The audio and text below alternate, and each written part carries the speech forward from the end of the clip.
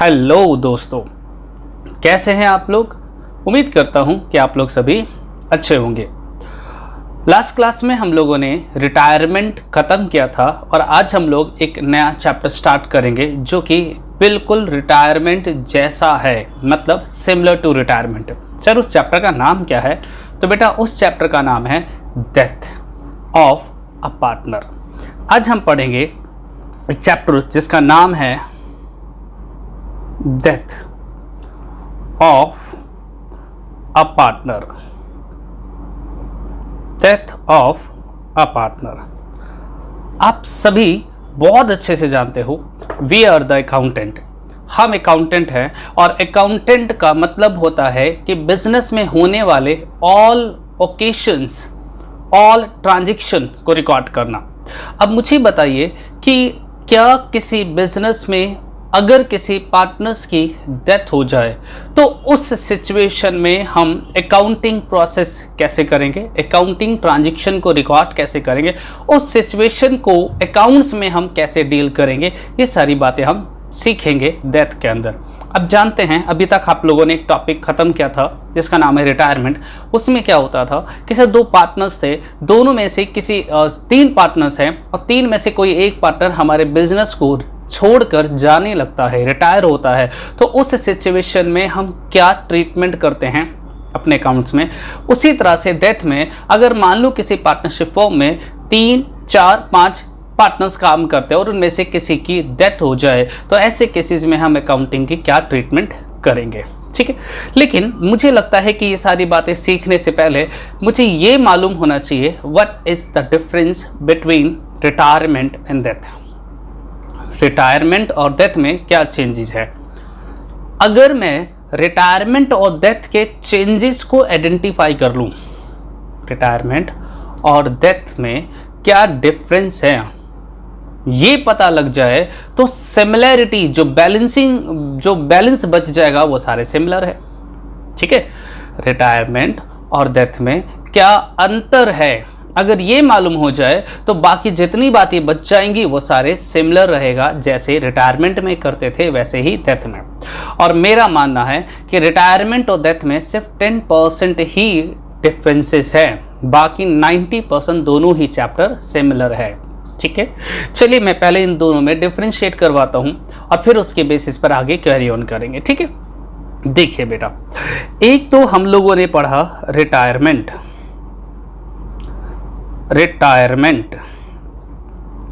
और दूसरा हम लोग पढ़ रहे हैं डेथ।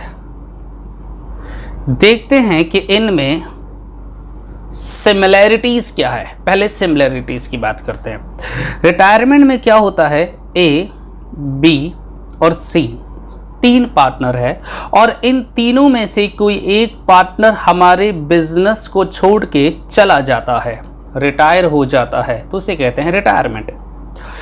अगर डेथ की बात करें तो ए, बी और सी तीन पार्टनर है और तीनों में से किसी एक पार्टनर की डेथ हो जाती है, किसी एक पार्टनर की क्या हो जाती है, डेथ। तो यहां पर भी वो हमारे बिजनेस को छोड़ के चला जाता है, बिजनेस को छोड़ के चला जाता है। ये और बात है कि यहाँ पर वो बिजनेस छोड़कर अपने घर जाता है और यहाँ पर वो बिजनेस को छोड़कर भगवान के घर जाता है। एज ए अकाउंटेंट हमारे लिए तो एक पार्टनर ने बिजनेस को लीव कर दिया, एज ए अकाउंटेंट हमारे लिए तो एक पार्टनर ने हमारे बिजनेस को छोड़कर चला गया, दैट्स इट, ठीक है। तो ये इनकी क्या है, सिमिलैरिटीज। यहाँ भी हमारा बिजनेस छोड़कर जाता है, यहाँ भी वो हमारे बिजनेस को छोड़कर चला जाता है, it's a similarity. But differences क्या है। अच्छा चलो और सिमिलैरिटीज की बातें करते हैं। तो सर जो रिटायर होता है वो पार्टनर हमेशा क्या करता है, सैक्रिफाइस, और रिमेनिंग पार्टनर जो होते हैं वो हमेशा क्या करते हैं, गेन। हम जानते हैं ये बात। सिमिलर, जिस पार्टनर्स की डेथ होगी वो क्या करेगा, सैक्रिफाइस। अगर किसी पार्टनर्स की डेथ हो जाएगी तो क्या हम उसके हिस्से का प्रॉफिट देने हम उसके पास, भगवान के पास जाएंगे क्या, नहीं जाएंगे ना। तो इसका मतलब उसके हिस्से का प्रॉफिट वो क्या करेगा, सैक्रिफाइस, और उसके हिस्से का प्रॉफिट बचे हुए पार्टनर, रिमेनिंग पार्टनर्स क्या करेंगे, गेन। ये भी क्या है, सिमिलैरिटीज। यहाँ भी पार्टनर बिजनेस छोड़ के जाता है, यहाँ भी पार्टनर बिजनेस छोड़ के जाता है।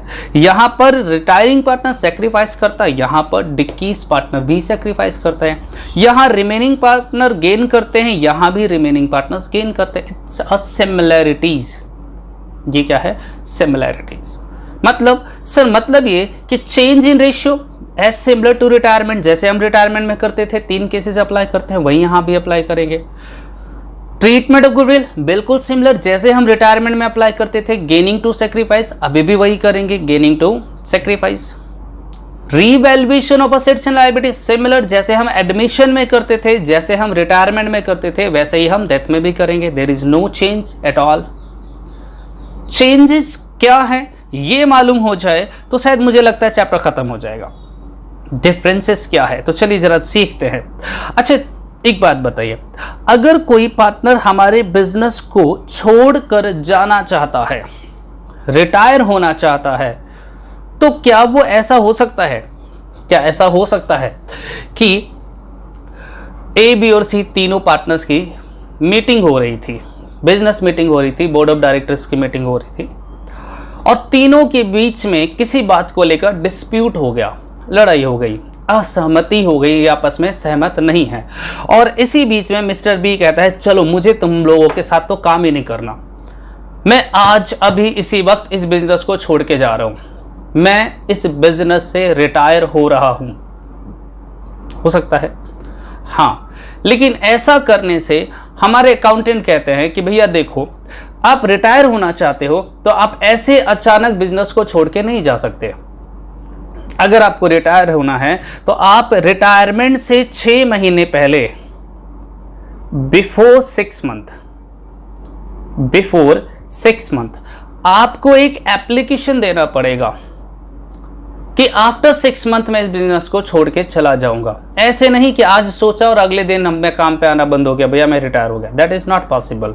आपको पहले नोटिस देना पड़ेगा, रिटायरमेंट से पहले आपको नोटिस देना पड़ेगा कि मुझे आपके साथ काम नहीं करना है। सर क्यों 6 महीने पहले रिटायरमेंट के क्यों नोटिस देना पड़ेगा?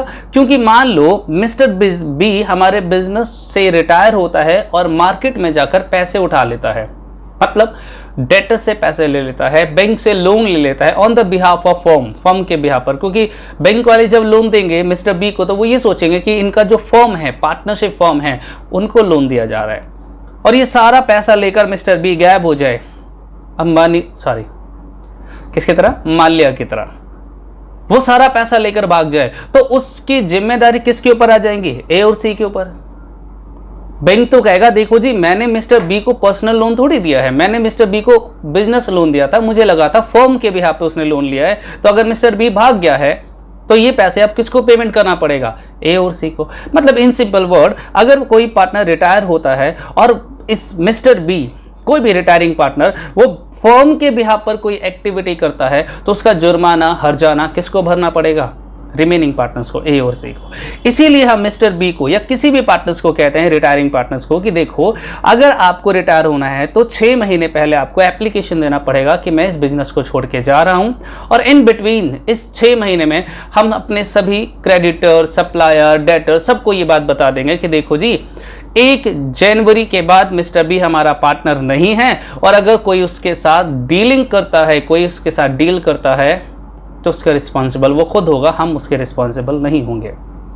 समझ आ रहा है? ठीक है सर, एक और बातें बता देता हूँ। अच्छा ये बात पहले इस पर कवर करते हैं। अब ये बताओ, रिटायरमेंट में तो मैंने बोला कि 6 महीने पहले एप्लीकेशन देना पड़ेगा, तो क्या डेथ के केस में ये पॉसिबल है कि हम मरने वाले पार्टनर्स को बोले देखो भैया अगर किसी भी पार्टनर्स को मरना है तो 6 महीने पहले लेटर लिख के देगा? Not possible. डेथ के केसेस में ये पॉसिबल ही नहीं है। अच्छा सोचो 1 मिनट के लिए, it's an example, don't be serious, ठीक है। मान लीजिए ए बी सी 3 पार्टनर हैं, तीनों के बीच में डिस्प्यूट हुआ, लड़ाई हुई, और मिस्टर बी कहता है मुझे तुम्हारे साथ काम नहीं करना है। मैं बता दूं पहले इसका टाइम पीरियड। 1 अप्रैल को इन्होंने बिजनेस स्टार्ट किया, 1 अप्रैल 2019 को, और 31 मार्च 2020 को इनको अकाउंट क्लोज करना था। लेकिन 6 महीने बाद जब इनकी मीटिंग हुई, 30 सितंबर 2019 को मीटिंग हो रहा था, और मीटिंग के दौरान जब इन तीनों के बीच में डिस्प्यूट हुआ, लड़ाई हुई, तो मिस्टर बी कहता है मुझे रिटायर करो भैया, अभी के अभी रिटायर करो, मैंने जितना भी पैसा लगाया मुझे मेरा पैसा वापस करो और मैं घर बिजनेस छोड़ के जा रहा हूँ, मुझे आप लोगों के साथ काम नहीं करना। तो ऐसे केसेस में मिस्टर बी के हिस्से का प्रॉफिट लॉस कैलकुलेट करना पड़ेगा। मतलब एक अकाउंटेंट को बड़ी समस्या हो जाएगी कि how to calculate the profit for 6 month. तो अकाउंटेंट कहता है देखो भैया तुम्हें रिटायर होना है, एक काम करो, इतने दिन काम करा है, कुछ टाइम और काम कर लो, 31 मार्च 2020 को फाइनल अकाउंट बनाएंगे, trading account, profit and loss account and balance sheet, ये हम बनाएंगे और उसमें जो भी प्रॉफिट या लॉस होगा उस प्रॉफिट एंड लॉस का हिस्सा अपना लेना और फिर चलते बनना, फिर आप चले जाना, फिर कोई दिक्कत नहीं है। मतलब अगर कोई partners during the year retire होता है तो हम उसे कुछ समय के लिए रोक सकते हैं, ईयर एंड तक रोक सकते हैं और उसके बाद उससे रिटायर करेंगे। यही वजह है कि जितने भी क्वेश्चंस हम लोगों ने अभी तक रिटायरमेंट का किया है उन सभी सवालों में रिटायरिंग पार्टनर्स कब रिटायर होता है, या तो 31 मार्च को या फिर 1 अप्रैल को, मतलब या तो एंड ऑफ द ईयर या beginning of the year. Mid of the year हमने अभी तक एक भी सवाल नहीं करा। हाँ, 1-2 सवाल है हमारे पास, टीएस ग्रेवाल में 1-2 है, बट एग्जाम में कभी ऐसे नहीं आते।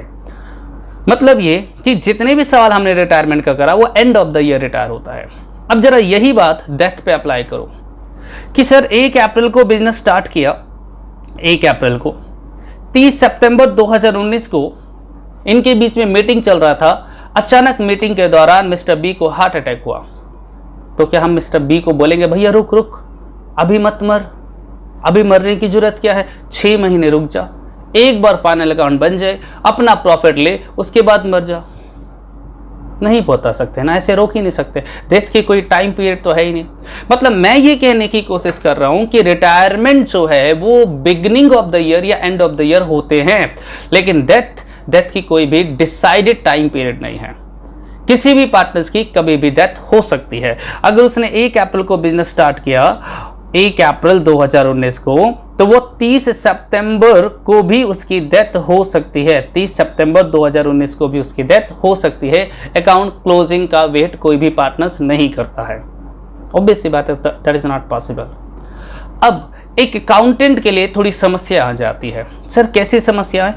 इसमें तो हमें कोई दिक्कत ना, ईयर एंड है या बिगिनिंग ऑफ द ईयर है तो कोई दिक्कत नहीं। अब यहां पर ये बताओ, ABC 3 पार्टनर ने मिलकर बिजनेस स्टार्ट किया 1 अप्रैल 2019 को, 30 सितंबर को मिस्टर बी की डेथ हो जाती है। अब मिस्टर बी का जो भी एग्जीक्यूटर होगा, एग्जीक्यूटर किसको बोलते हैं? नॉमिनी को, उत्तराधिकारी को, ठीक है? तो हम इसे बोलेंगे एग्जीक्यूटर। यार एक बात बताओ ना, अगर किसी पार्टनर्स की डेथ हो जाती है तो उसकी प्रॉपर्टी किसी ना किसी के नाम तो जाएगा ना, चाहे उसके वाइफ के नाम पे जाए या उनके बच्चों के नाम पे जाए, किसी ना किसी के नाम पे तो जाएगा। तो उसे हम लोग बोलते हैं एग्जीक्यूटर, नॉमिनी बोल सकते हो आप इसे। वैसे एग्जीक्यूटर अकाउंट्स का नाम है, नॉमिनी बोल सकते हैं, उत्तराधिकारी बोल देते हैं हम इसको। तो जैसे मिस्टर बी की डेथ होगी तो उसका जो भी एग्जीक्यूटर होगा वो हमसे क्या कहेगा, देखो जी बी तो रहा नहीं, तो एक काम करो, बी के हिस्से का जो भी कैपिटल है, जो भी प्रॉफिट का हिस्सा है, जो भी गुडविल का हिस्सा है, जो भी असेट्स या लायबिलिटी का हिस्सा है, वो आप मुझे दे दो। अब मुझे बताओ, कैपिटल तो समझ में आता है, अगर मान लो मैं उसका एग्जीक्यूटर मेरे से कहता है कि ये 6 महीने जो उसने काम करा, 6 महीने का प्रॉफिट का हिस्सा भी तो दो, 6 महीने में हमने कितना कमाया। अब ये बताइए, how to decide the profit earn by the firm in between 6 month, इस 6 महीने में हमने कितना प्रॉफिट कमाया। किसी भी बिजनेस में प्रॉफिट का पता चलता कब है? जब हम फाइनल अकाउंट बनाते हैं, और फाइनल अकाउंट बनता कब है? लास्ट ऑफ द ईयर, मतलब एंड ऑफ द ईयर में। इस डेट पर हम बनाते हैं trading account, profit and loss account, और उस प्रॉफिट एंड लॉस से हमें पता चलता है कि हमें कितने का प्रॉफिट या लॉस हुआ। लेकिन ये कब बनता है? हमने 11th में सीखा था कि फाइनल अकाउंट बनता है एंड ऑफ द ईयर, साल के अंत में। लेकिन अगर ड्यूरिंग द ईयर 30 सितंबर को किसी पार्टनर्स की डेथ हो जाए तो 30 सितंबर तक हमने कितना प्रॉफिट कमाया, ये कैसे पता लगाए? 30 सितंबर तक हमने कितना प्रॉफिट कमाया, ये कैसे पता लगाए? तो बेटा प्रॉफिट निकालने के लिए इस 6 महीने का प्रॉफिट निकालने के लिए हमारे पास 2 ऑप्शंस हैं। ऑप्शन नंबर 1, 30 सितंबर को आप पूरा फाइनल अकाउंट बनाओ। ट्रेडिंग अकाउंट बनाइए, प्रॉफिट एंड लॉस अकाउंट बनाइए, profit and loss appropriation account बनाइए, ताकि हमें प्रॉफिट एंड लॉस का पता चल पाए। ऑप्शन नंबर 2, अज्यूम कर लो, मान लो कि इस 6 महीने में हम उतने ही प्रॉफिट कमाएंगे जितना पिछले साल के 6 महीने में कमाया था।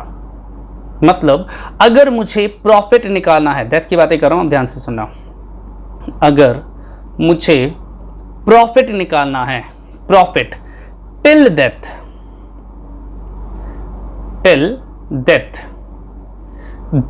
तक मुझे प्रॉफिट निकालना है, तो प्रॉफिट निकालने के हमारे पास 2 तरीके होंगे। कितने तरीके होंगे? 2 तरीके। एक अजम्पशन बेसिस,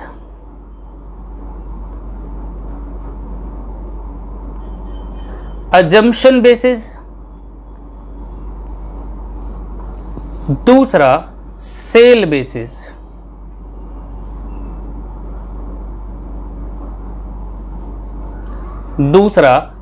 बेसिस। या तो अज्यूम्ड प्रॉफिट बेस पे निकाल लो या सेल के बेस पे निकाल लो। मेरे पास 2 तरीके होंगे। क्या निकाल रहे हैं हम लोग? चलिए एक बार रिपीट करता हूं। मैंने कहा रिटायरमेंट में कोई भी पार्टनर रिटायर होता है तो एंड ऑफ द ईयर या beginning of the year retire होता है, but in case of death, मरने की, डेथ की कोई डेट फिक्स्ड नहीं है। वो ड्यूरिंग द ईयर भी डेथ हो जाता है, एंड ऑफ द ईयर भी डेथ हो सकता है, बिगिनिंग ऑफ द ईयर भी डेथ हो सकती है। तो अगर ड्यूरिंग द ईयर डेथ हो जाए, ड्यूरिंग द ईयर मतलब हमने 31 मार्च 2019 को अकाउंट बनाया, 1 महीने बाद उसकी डेथ हो गई, 2 महीने बाद उसकी डेथ हो गई, 3 महीने बाद उसकी डेथ हो गई, 4 महीने बाद उसकी डेथ हो गई, मतलब कुछ टाइम पीरियड के बाद उसकी डेथ हो गई, तो उस 1, 2, 3, 4 महीने का प्रॉफिट कैसे निकालेंगे? अगर 1 साल पूरा कंप्लीट होता तब तो हम फाइनल अकाउंट बनाते और प्रॉफिट निकाल लेते, बट उस 3, 4, 5 महीने का प्रॉफिट कैसे निकालेंगे? तो उसे निकालने के मैंने कितने तरीके बताए? 2 तरीके। एक, या तो अज्यूम प्रॉफिट, अजम्पशन बेसिस, या फिर सेल बेसिस। अगर तो मुझे निकालना है अजम्पशन बेसिस, तो कैसे निकालेंगे? Profit of decreased partner. Decrease partners का मतलब होता है मरने वाला पार्टनर। डिक्रीज पार्टनर्स का मतलब क्या होता है? मरने वाले पार्टनर का प्रॉफिट निकालेंगे till death. Decrease partner till death. Till death का मतलब क्या हो गया? मरने तक। मरने तक कैसे निकालेंगे? तो ध्यान देना बेटा, हम निकालेंगे अज्यूम्ड प्रॉफिट, जो भी उसने बोला है अज्यूम करो।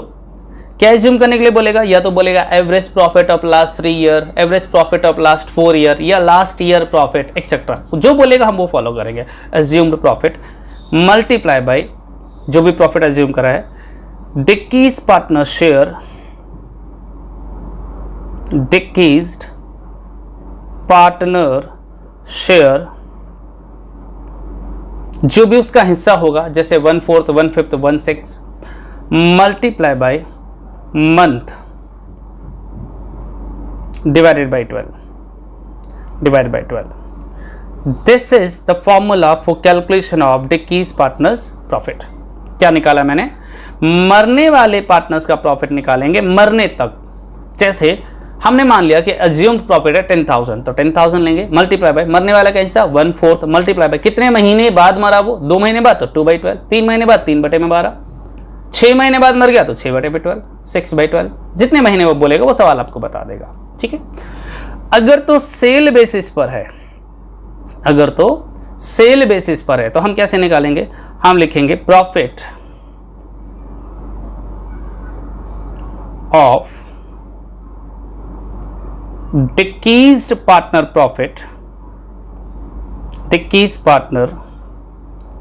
Till death. वही मैंने निकाला है, मरने तक मरने वाले पार्टनर्स का प्रॉफिट कितना होगा। मरने तक मरने वाले पार्टनर्स का प्रॉफिट कितना होगा, कैसे निकालेंगे? तो हम लेंगे sales profit of last year, profit of last year मतलब पिछले साल का profit, multiply by sale of last year, आप ऐसे लिख सकते हो last year sale, multiply by sale till death,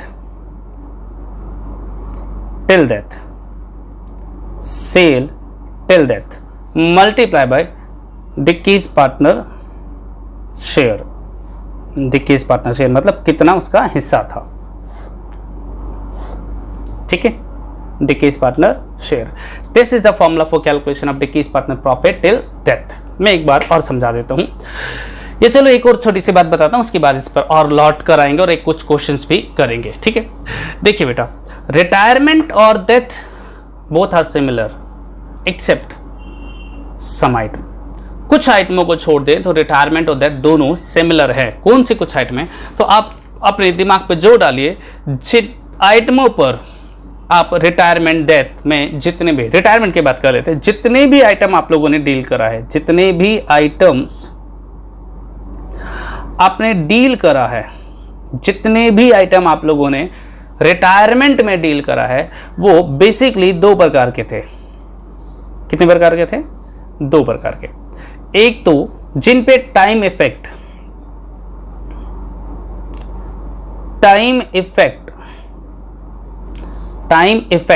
नहीं पड़ता है, और दूसरा जिन पर टाइम इफेक्ट पड़ता है। सर कुछ आइटम ऐसे होते हैं जिन पर टाइम का से कोई लेना देना नहीं है, और कुछ आइटम ऐसे होते हैं जिनका टाइम से लेना देना होता है। सर एक बात बताओ, ऐसी कौन सी आइटम है जिनका टाइम से कोई लेना देना नहीं होता है? सर जैसे old goodwill, the goodwill given in the balance sheet में जो गुडविल है उसका टाइम से कोई लेना देना नहीं है। अगर किसी पार्टनर्स की डेथ एक महीने बाद होता है तब भी हम पूरा का पूरा गुडविल डिस्ट्रीब्यूट करेंगे ओल्ड पार्टनर ओल्ड रेशियो में। दूसरा अनडिस्ट्रीब्यूटेड प्रॉफिट,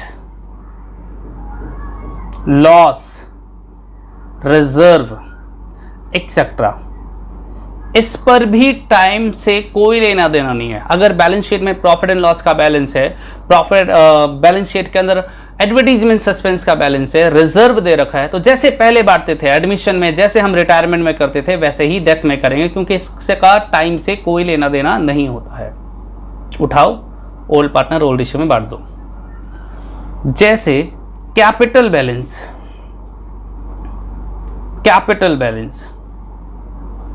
बैलेंस, अगर मान लीजिए किसी पार्टनर्स ने 20,000 रुपये कैपिटल लगाया है और वो एक महीने बाद मर गया, तो उसका कैपिटल वापस करोगे ना? कितना करोगे? पूरा 20,000 वापस। उसका कैपिटल 20,000 है तो पूरा का पूरा उसको वापस करना पड़ेगा, ठीक है। तो कैपिटल के बैलेंस पे भी कोई भी टाइम का इफेक्ट नहीं पड़ता है, जो भी है वो ही रिटायरमेंट में भी सेम था और डेथ में भी सेम था। और कुछ है जिस पे टाइम का इफेक्ट नहीं पड़ता? Yes, treatment of goodwill,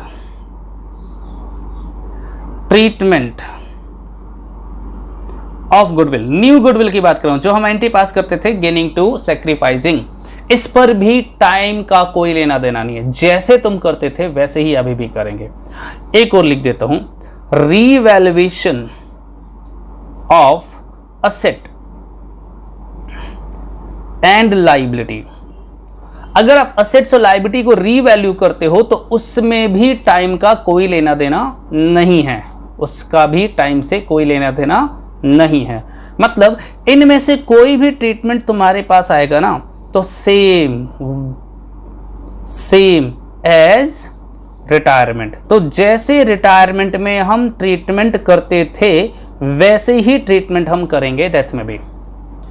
old goodwill की जैसी ट्रीटमेंट हम रिटायरमेंट में करते हैं वैसे ही डेथ में करेंगे। Undistributed profit and loss reserve का जैसे रिटायरमेंट में करते हैं वैसे ही डेथ में करेंगे। कैपिटल का balance, treatment of goodwill, revaluation of assets and liability, all are same as retirement.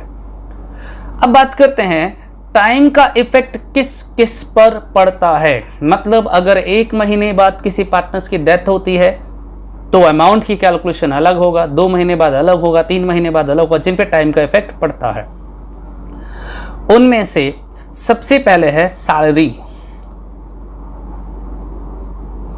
अगर मान लीजिए हम किसी पार्टनर को सैलरी देते हैं 10,000 पर मंथ, 10,000 पर मंथ, अगर 10,000 सैलरी देंगे तो 1 महीने बाद अगर उसकी डेथ होगी,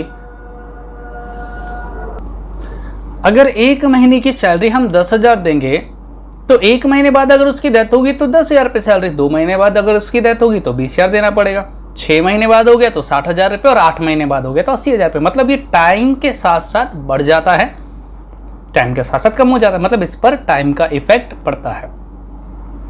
दूसरा, इंटरेस्ट ऑन कैपिटल। अगर हम किसी पार्टनर्स के कैपिटल पर इंटरेस्ट देते हैं, किसी पार्टनर्स के कैपिटल पर इंटरेस्ट देंगे, तो अगर किसी पार्टनर्स की डेथ 1 महीने बाद हो जाए तो 1 महीने का इंटरेस्ट देंगे, 2 महीने बाद हो जाए तो 2 महीने का इंटरेस्ट देंगे, 3 महीने बाद हो जाए तो 3 महीने का, मतलब डिपेंड करता है कि टाइम का इसके इंटरेस्ट ऑन कैपिटल पर चेंजेस आता है। सिमिलर इंटरेस्ट ऑन ड्राइंग भी है, मैं उसे लिख नहीं रहा हूं। और the most important, profit, profit of current year. Current year, current year मतलब जिस साल ये सारा ट्रीटमेंट कर रहे हैं उस साल का प्रॉफिट निकालेंगे तो फर्क पड़ेगा। अगर 3 महीने हमारे साथ वो काम करता था और उसके बाद उसकी डेथ हो गई तो मुझे उसे सिर्फ 3 महीने का ही प्रॉफिट देंगे, पूरे साल का प्रॉफिट नहीं देंगे। ठीक है। सैलरी कैलकुलेशन में कोई इंपॉर्टेंट नहीं है, इंटरेस्ट ऑन कैपिटल कैलकुलेशन में कोई खास इंपॉर्टेंट चेंजेस नहीं है। इसमें चेंजेस था जो कि मैंने अभी पीछे करवाया है कि प्रॉफिट कैलकुलेट करने के हमारे पास 2 तरीके हैं, अज्यूम्ड प्रॉफिट और सेल्स बेसिस, तो वो ये कैलकुलेट करेंगे। सर ये क्यों लिखवा रहे हो, तो आपको पता है अगर टाइम बेसिस पर टाइम इफेक्ट जिन पर होता है उनकी ट्रीटमेंट जो है वो रिटायरमेंट से क्या है, डिफरेंट, ये डिफरेंट है एज रिटायरमेंट से। तो जब भी हम सवाल करेंगे तो हम ये चेक करेंगे कि उस पर टाइम का इफेक्ट पड़ता है या नहीं पड़ता है। अगर नहीं पड़ता है तो जैसे रिटायरमेंट में करते थे वैसे कर देना, और अगर उस पर टाइम का इफेक्ट पड़ता है तो उसकी ट्रीटमेंट हमें स्पेशल करना पड़ेगा। ठीक है। पूरे आधे घंटे के लेक्चर का सारांश करूं तो मैं सिर्फ ये बोलूंगा कि admission and retirement both are same, just a difference between 3 items, salary, interest on capital and profit and for current year. ये 3 आइटम अगर आप इवन इन 3 में से भी सिर्फ एक प्रॉफिट, करंट ईयर का प्रॉफिट निकालना अगर आप सीख गए तो दैट खत्म। अब सवाल आता है कि सर कितने अकाउंट्स बनाएंगे, इसमें कितने अकाउंट्स बनाएंगे। तो बेटा जब हम डेथ का सवाल करेंगे तो डेथ में हम लोग बेसिकली सबसे पहले बनाते हैं रीवैल्यूएशन अकाउंट। रीवैल्यूएशन अकाउंट जैसे हम लोग एडमिशन में बनाते थे, जैसे हम लोग रिटायरमेंट में बनाते थे, वैसे ही हम डेथ में भी बनाएंगे। फिर हम लोग बनाएंगे पार्टनर्स कैपिटल नहीं बल्कि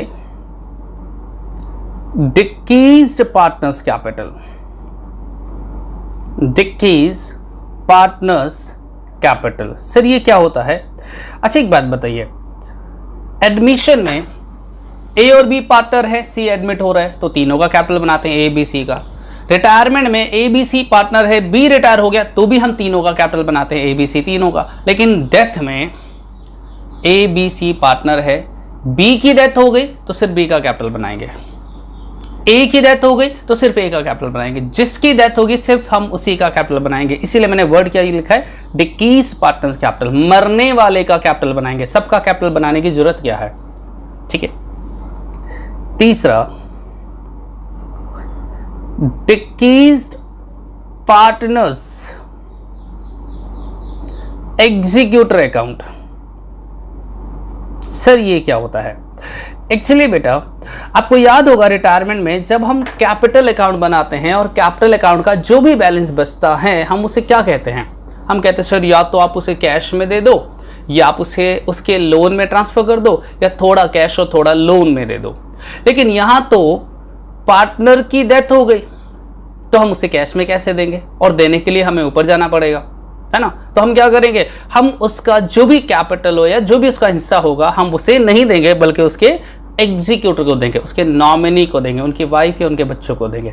इसीलिए यहाँ पर हम एग्जीक्यूटर अकाउंट बनाते हैं।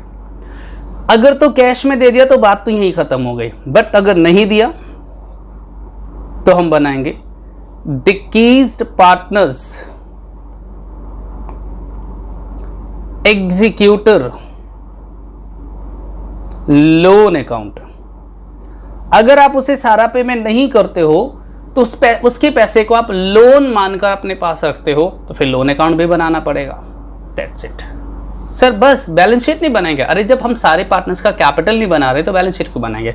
तो हम यहाँ पर सिर्फ ये कुछ अकाउंट्स बनाएंगे। ठीक है, मजे की बात है। The important is decrease partners capital, that's it.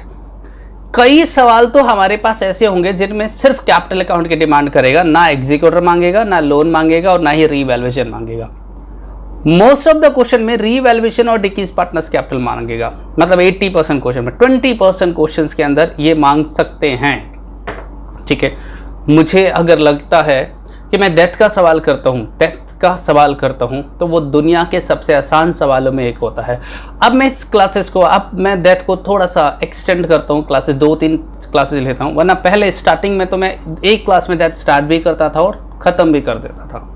ठीक है, तो आज मैंने क्या क्या बताया है जरा एक बार फटाफट जल्दी से रिकैप करो। तो मैंने कहा एडमिशन और रिटायरमेंट और डेथ में कोई खास डिफरेंस नहीं है, ऑलमोस्ट सिमिलर है। सिर्फ 3 जगह पर चेंजेस आएगा, एक इंटरेस्ट ऑन कैपिटल, एक सैलरी और एक प्रॉफिट।